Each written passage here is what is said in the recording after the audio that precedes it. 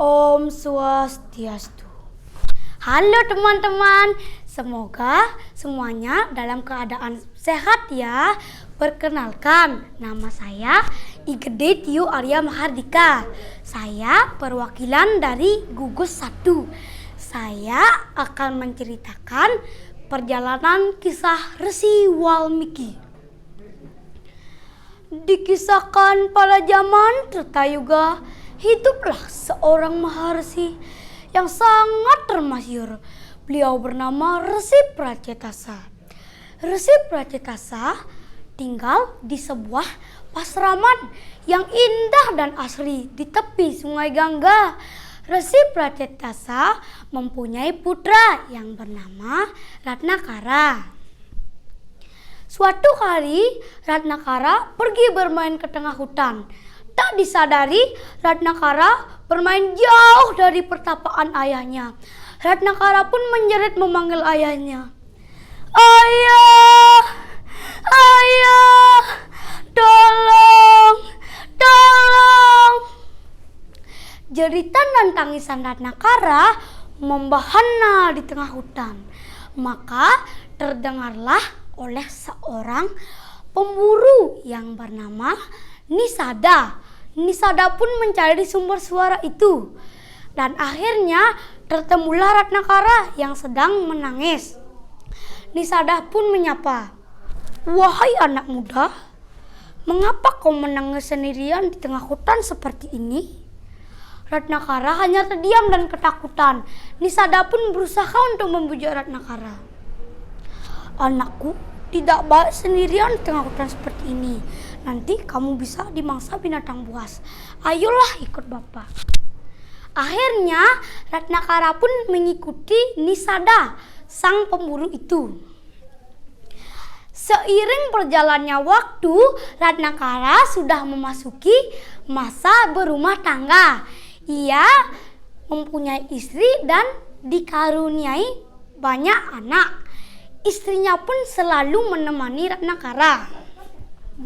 Suatu ketika keluarga Ratnakara mengalami kesulitan. Binatang buruannya sulit untuk didapat. Akhirnya Ratnakara pun memiliki ide baru untuk mendapat uang lebih mudah dan cepat. Aku akan merampok siapa saja yang aku temui."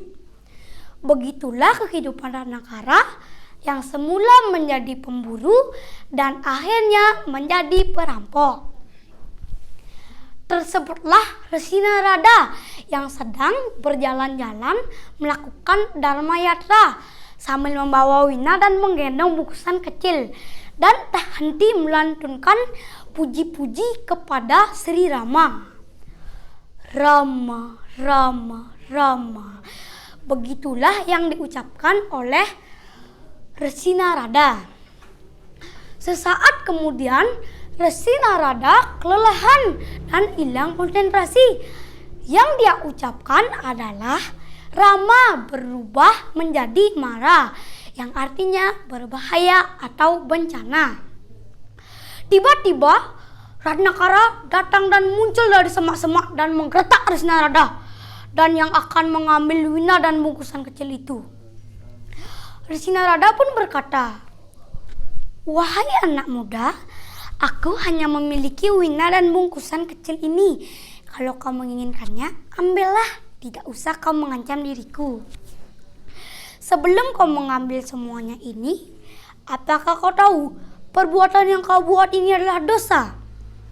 Ratnakara pun menjawab, "Tak peduli dengan dosa. Yang penting anak-anakku dan istriku bisa makan." Resi Narada pun menanyakan lagi, coba tanyakan kepada istrimu, apakah istrimu mau memakan hasil merampok? Kalau kau tidak percaya, ikatlah aku di pohon besar ini. Ratnakara pun tidak membuang waktu dan langsung mengikat Resi Narada di sebuah pohon besar dan langsung menanyakan kepada istrinya, "Istriku, apakah kau tahu perhiasan dan makanan ini dari mana?" Istrinya pun menjawab dengan penuh keyakinan, Pasti dari hasil berburu siang dan malam, suamiku. Suaminya pun menjawab, tidak istriku, tidak, perhiasan dan makanan ini dari hasil merampok. Istrinya pun terkejut dan memarahi Ratnakara. Dasar suami macam apa kamu? Aku tidak suka punya suami sepertimu. Pergi.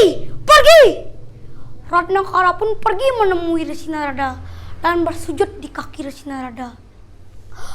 Ampunilah hamba sih.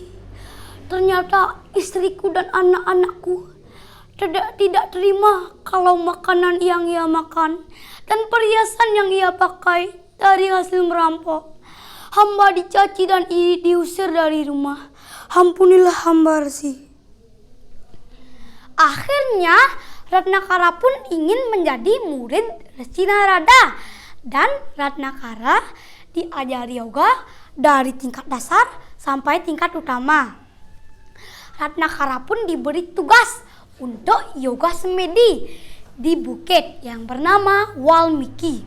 Ratnakara pun bergegas ke bukit Walmiki dan yoga semedi di sana sambil mengucapkan kata Rama dalam setiap doanya. Tapi Ratnakara tidak bisa mengucapkan kata Rama karena Ratnakara memiliki banyak dosa. Yang dia ucapkan adalah Mara yang artinya bahaya.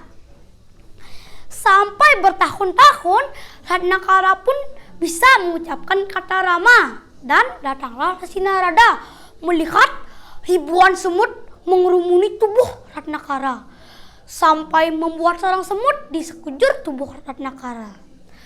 Dan Resi Narada merasa kalau yoga semedi Ratnakara sudah mencapai puncak dan sarang semut yang ada di tubuh Ratnakara dibersihkan dan dilihat Ratnakara masih tenang dalam yoga semedinya.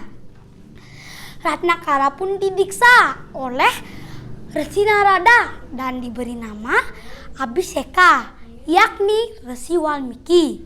Artinya orang suci berasal dari sarang semut. Resi Walmiki pun diberi anugerah oleh Dewa Brahma penglihatan masa lalu, masa sekarang, dan masa yang akan datang. Resi Walmiki pun diberikan tugas khusus oleh Sang Rama akan menulis perjalanan Sri Rama yang nantinya akan menjadi kitab Ramayana yang akan dikenal dari zaman ke zaman. Demikian kisah perjalanan Resi Walmiki ini yang bisa saya bawakan. Pesan moral yang dipetik dari kisah Resi Walmiki ini adalah: pertama, berdoa kepada Tuhan yang Maha Esa. 2. Sejahat-jahat manusia, bila kita taubat, dosa kita akan terampuni. 3. Jalani hidup dengan tulus ikhlas, niscaya akan berhasil. Demikian cerita agama Hindu yang bisa saya bawakan. Saya akhiri dengan Parama Santi. Om Santi Santi Santi Om.